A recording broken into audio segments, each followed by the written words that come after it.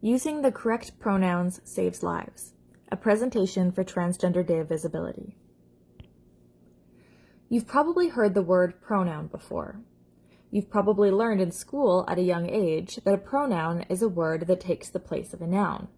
For example, I, me, he, she, herself, you, that, each, many, whoever, someone, everybody, etc.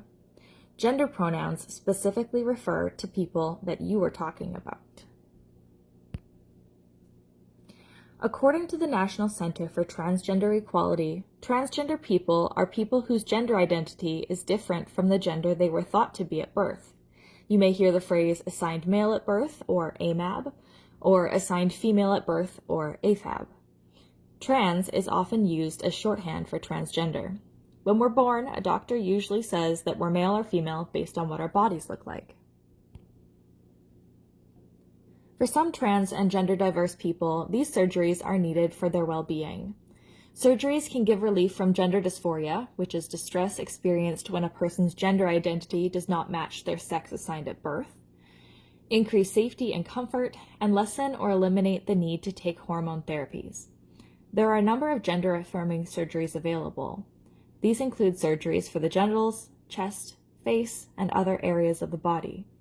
People may choose to get one or more surgeries depending on their needs and situation.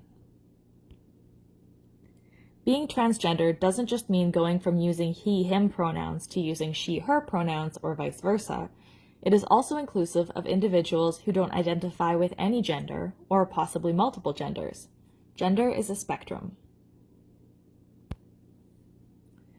The use of a singular they has been in use long before it was used as part of a pronoun introduction, such as, "Hi, my name is Alex. I use they/them pronouns." Singular they is used when the gender of the individual isn't known or specified. They is and has been used for decades. An example of a singular they sentence is, "Somebody left their umbrella in the office."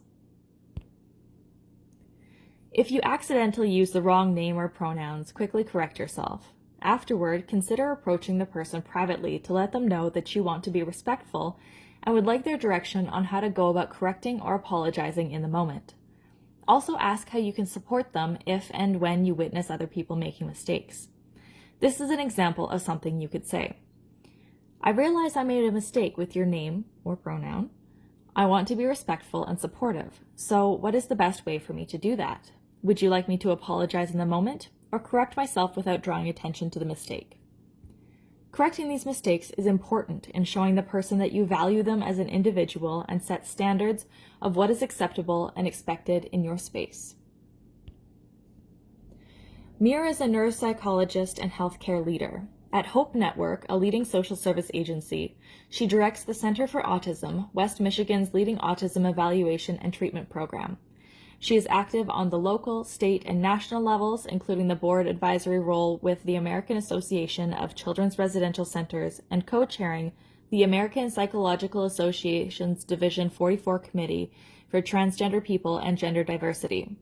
She is also an active blogger on LGBTQIA+ and feminist issues. She came out publicly as trans in July 2014.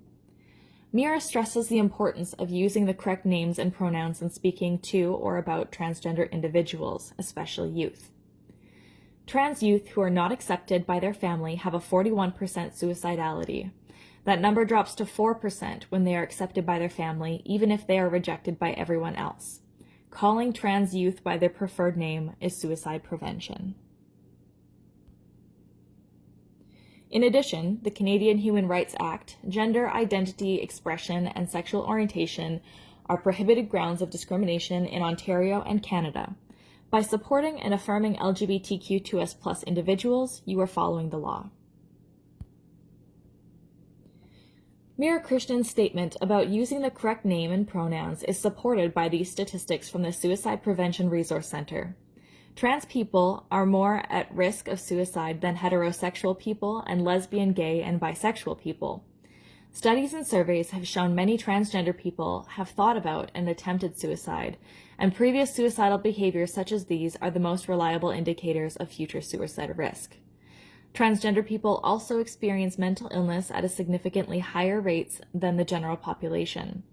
This heightened risk is primarily due to the fact that transgender people face unique stressors, including stress from being part of a minority group, as well as stress related to not identifying with one's biological sex. If left untreated, these mental health disorders can also be indicators for suicide risk.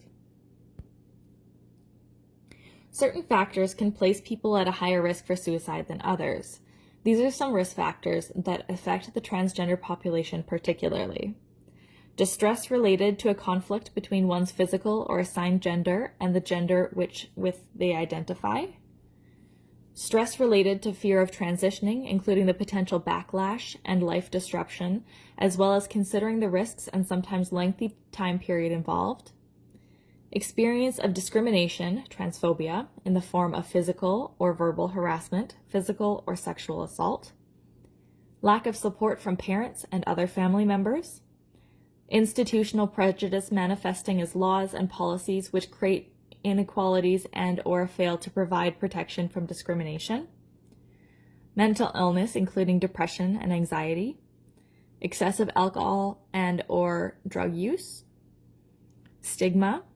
Isolation from conventional society. Access to lethal means, for example, firearms or prescription drugs. And homelessness. The following are the factors that help contribute to lower suicide risks in transgender folks. Membership in Gay Straight Alliance or other school supports. Supportive and strong relationships with families and friends. Completed medical transition if transition is desired. Effective mental health care and healthcare. Connection to trans community. Pride in one's own gender identity. And self-awareness and acceptance. International Transgender Day of Visibility is an annual event occurring on March 31st, dedicated to celebrating transgender people and raising awareness of discrimination faced by transgender people worldwide, as well as a celebration of their contributions to society. As mentioned previously, one of the protective factors is self-awareness and acceptance. Visibility can help spread awareness and create acceptance in society, so Transgender Day of Visibility is super important. The following are some links to helpful trans resources. These are great for both transgender individuals or allies. Thank you for taking the time to watch this video.